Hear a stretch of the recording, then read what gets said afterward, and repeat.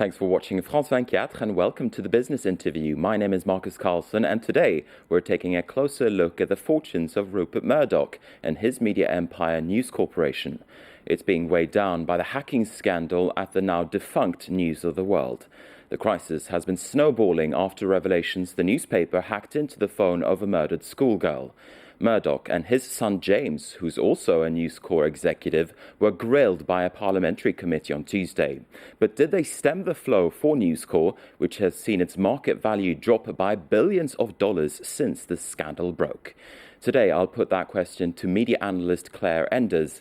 She's held senior positions in companies such as EMI and Virgin Group, and now she's chief executive of her own company, Enders Analysis. Thanks very much indeed for speaking to us today, Claire. Thank you for having me. Now, there are divided opinions whether or not Rupert and James Murdoch did a good job in front of the parliamentary committee. What's your take on that? Let's start with that question.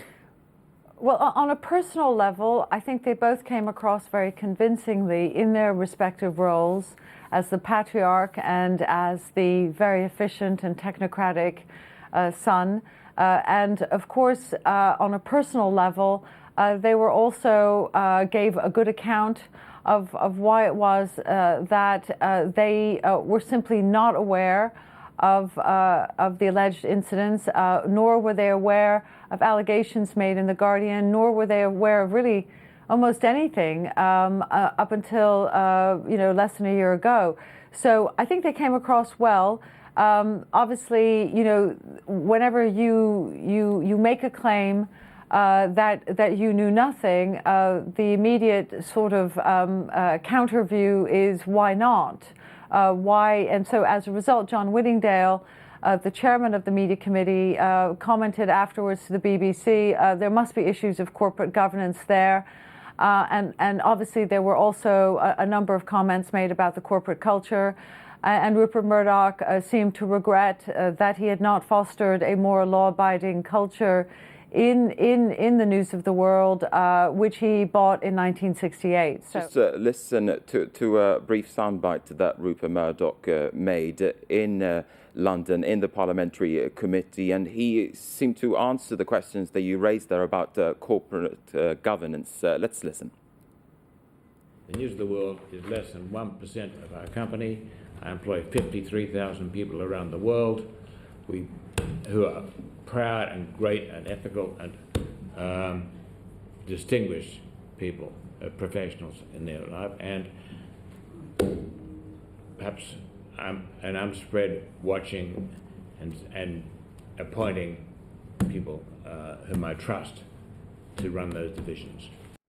Okay, that was Rupert Murdoch, and he basically made this statement or the case that he cannot know what's going on in all parts of his organization. Do you think that's fair enough, that argument? Well, it is a perfectly reasonable human argument, but in this country, people expect the chief executive of a company to oversee corporate governance in a more active way. And also, above all, to take responsibility if there is a failure of corporate governance, howsoever occasioned. We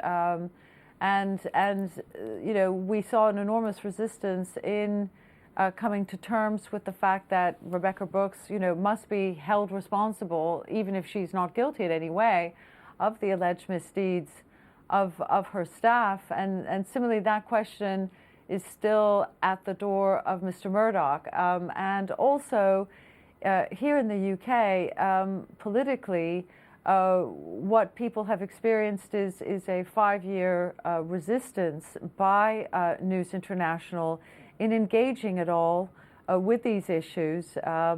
And so I think that people feel that the company would be asking a lot to have, as it were, the slate wiped clean. And in any case, it won't be, simply because of the police investigations ongoing, the inquiry into the press, and indeed the inquiry into police corruption.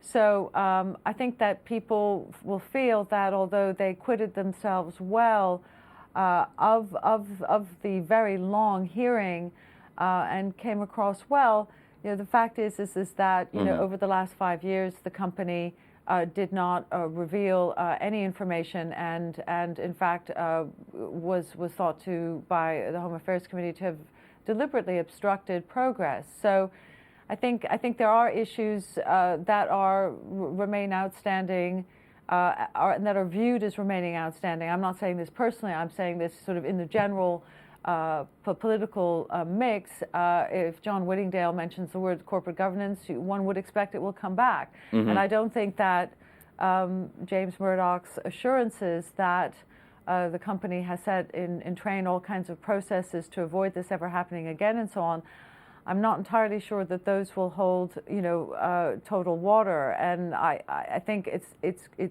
the sincerity of the apologies of James Murdoch and Rupert Murdoch, which were very personal apologies for the intrusions on the lives of innocent people. Were very heartfelt, but that's not enough. I don't think people will think that's enough to go forward with, and I don't think that the trust that existed between the officers of News Corp and many people in the British public life, I don't think that trust is going to be restored in a hurry. I mean, actions speak louder than words, and so we'll see how the company conducts itself. When do you think? Now it claims that it is going to cooperate fully. It has said it's going to cooperate fully repeatedly, and then, it does, and then it doesn't. When do you think then that the crisis will have blown over for News Corp? When will it be in the all clear? Well, I mean, that's many years ahead. I mean, we're looking at police investigations, which the police recently claimed covered many thousands more victims than those which one had thought was the number around 4,000. They've said there could be 12,500. I mean, these are all individual stories that will come out slowly but surely over time with the police investigations. I think that, I think a decisive corner was turned this week by News Corp in the sense that it's among its two most senior officers, Rupert Murdoch and James Murdoch. Those officers, came across well and came across as people who, although very, very far from the coalface and remarkably incurious about allegations made in other publications, particularly The Guardian, very incurious about the world around them, obviously very incurious about the political dimensions of this problem and systematically dismissing it. But at the same time, the thing that really freaked people out who were investors in News Corp and in B-Sky-B was that either of these gentlemen could have been complicit in these alleged incidents. And I think their performance at the hearing on Tuesday gave a very convincing sense of basic honesty. And that is a very big corner for News Corp to have turned, because in a sense, almost everything else is damage limitation and a cleanup operation. It is, sort of sorting out the compensation claims for all of these thousands of victims. It's assisting the police. It's obviously overseeing. There will be a number of issues of a legal nature that will arise in relation to existing and former employees, inevitably, I suspect. I don't know. We'll see what the police brings. But all of this is a cleanup operation. I mean, and ultimately, we will see what repercussions will have occurred around the world in concrete terms. I mean, we've seen some considerable interest in the U.S. and a number of issues, but, we haven't yet to see any real substance there. In Australia, there are, moves by the Prime Minister, she said, to potentially review media ownership legislation. We'll see. But in essence, News Corp's sort of frenetic deal making, which has characterized the last many years, I mean, that seems to be somewhat in suspension.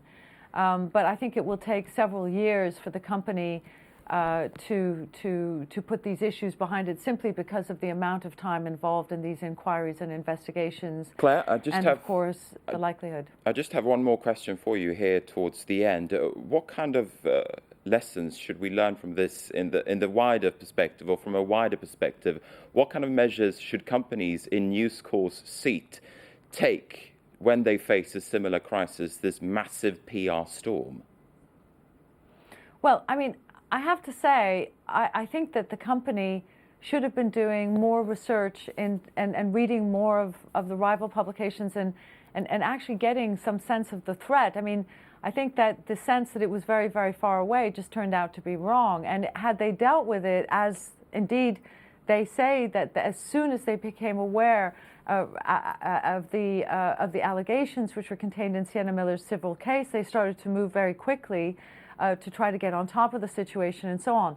So, but the last 5 years haven't shown any real interest or any real action. And I think that the company could have spared itself a lot of the fallout, in particular, having to pull the B-Sky B bid. Had it seemed to behave in a very cooperative and very directed way, perhaps 8 or 9 months ago, when the political climate had not been shaken to its foundations by the very slow process of the police. I mean, in a sense, the Millie Dowler story came blowing in from nowhere simply because the police were slowly but surely sitting down with alleged victims of phone hacking and telling them what's what. And as a result, this whole crisis could have been dealt with differently had it been dealt with a year ago. The company simply was in a different space from the rest of the media industry. I mean, I can assure you that the New York Times published a very long article about this in early September last year. I think that the company's sort of self-belief that it is under attack by liberal conspiracies was extremely unhelpful.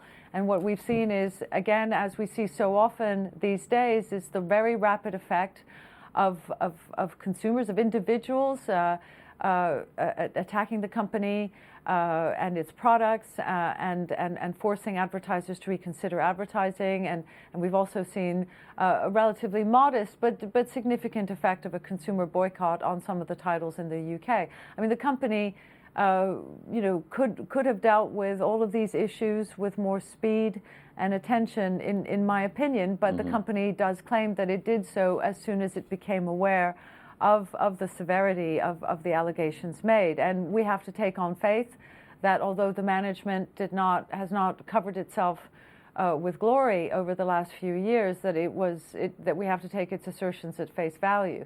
But clearly, if you are selling products to millions of people around the world and you're in the media space, it is startling that you don't know what's going on and what people are saying about your business. And indeed, Rupert Murdoch is famous for saying he doesn't care. All right. I'm not entirely sure that will ever be the case again. All right, Claire Enders, it's been a pleasure to speak to you. Unfortunately, we have run out of time. Claire Enders from Enders Analysis. And with that, we're going to wrap up the program. Thanks for watching.